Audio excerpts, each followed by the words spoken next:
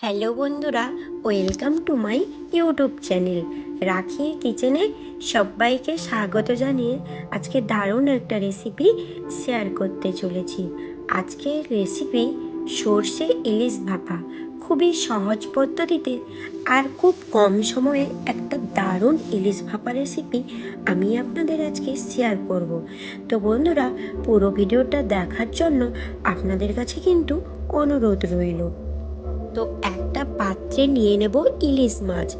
প্রথমে কিন্তু ইলিশ মাছ কাটতে হলে প্রথমে ভালো করে আঁশ ছাড়িয়ে ধুয়ে নিতে হয়, তারপরে ইলিশ মাছটাকে কাটতে হয়। কেন বলুন তো? ইলিশ মাছ ওইভাবে কাটলে তার স্বাদ কিন্তু অন্য রকম হয়। তো এরপরে ইলিশ মাছটা আমি ম্যারিনেট করে নেব। দিয়ে দেব পরিমাণ মতো লবণ, হলুদ গুঁড়ো, গোলমরিচের গুঁড়ো, ধনিয়া গুঁড়ো, আর দেব জিরে বাটা 1 টেবিল চামচ ছোটো চামচের, আর দেব ছোটো চামচের 1 চামচ আদা বাটা, আর দেব বেশ অনেকটা সর্ষের তেল, প্রায় 2 থেকে 3 টেবিল চামচ মতো। আমি পরিমাণটা আপনাদের কিন্তু দেখিয়ে দিলাম। যেহেতু এটা ভাপা সর্ষে ইলিশ হবে, তাই সর্ষের তেলটা কিন্তু বেশি পরিমাণে লাগবে। দেব চেরা কাঁচা লঙ্কা, আর দেব 3 টেবিল চামচ মতো জল ঝরানো টক দই, আর দেব 2 টেবিল চামচ মতো সর্ষে বাটা। আর সর্ষেটাকে আগে থেকে জলে ভিজিয়ে রাখতে হয়, আর এটাকে পেস্ট করে নিতে হয়। তো শিলনোড়াতেও পেস্ট করা যায়। তো এটাকে ভালো করে কিন্তু ম্যারিনেট করতে হবে।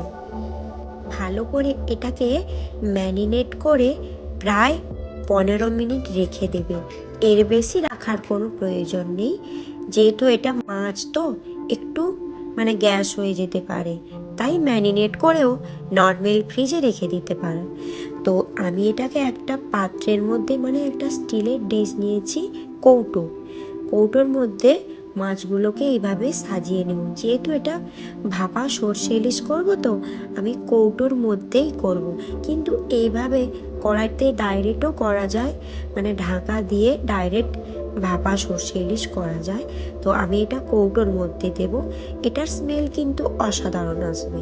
তো উপর থেকে কিছুটা চেরা কাঁচা লঙ্কা, আর দিয়ে দেব কিছুটা টমেটো কোচানো, আর দেব ধনিয়া পাতা কোচানো, আর দেব আমি এখানে কিছুটা অল্প পরিমাণ সুগার। তো সুগারটা সবসময় অ্যাভয়েড করে দিতে পারেন, যেহেতু এখানে একটু টক দই দিয়েছিলাম, তাই পরিমাণ মতো একটু সুগার আমি এখানে দেব। ম্যারিনেট করার সময় সুগারটা আমার দেওয়ার দরকার ছিল, তো আমার মিস্টেক্স হয়ে গেছিলো, তাই আমি উপর থেকে এইভাবে সুগারটা ছড়িয়ে দিলাম।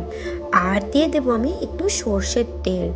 সর্ষের তেলটা উপর থেকে এইভাবে দিলে স্মেলটা কিন্তু আরও ভালো আসে। ব্যাস, কৌটোর মুখটা বন্ধ করে আমি রেখে দেব। এরপরে গ্যাসের ওভেনে আমি একটা কড়াই কিংবা কোনো একটা পাত্র বসিয়ে তাতে স্ট্যান্ড দিয়ে দেব। আমি এখানে কোনো স্ট্যান্ড ব্যবহার করলাম না।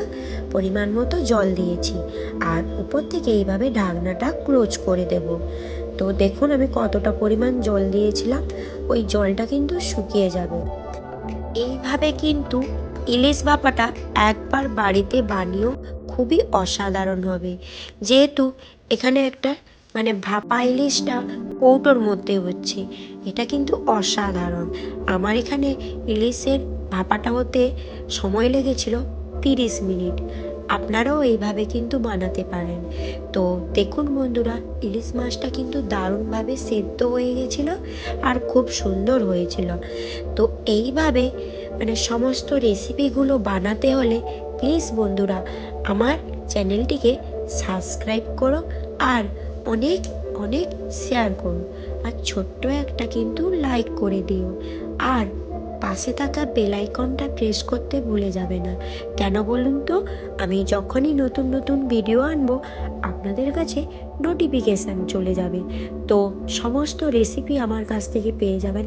আর কিছু থাকলে কমেন্টে জানাবে যে কোন রেসিপিটা আমাকে বানাতে হবে। অবশ্যই বন্ধুরা কমেন্টে আমাকে জানিও। আজকের মতো এই পর্যন্ত। কাল আবার কোনো নতুন রেসিপি নিয়ে চলে আসবো। ততক্ষণ আপনারা ভালো থাকুন আর সুস্থ থাকুন।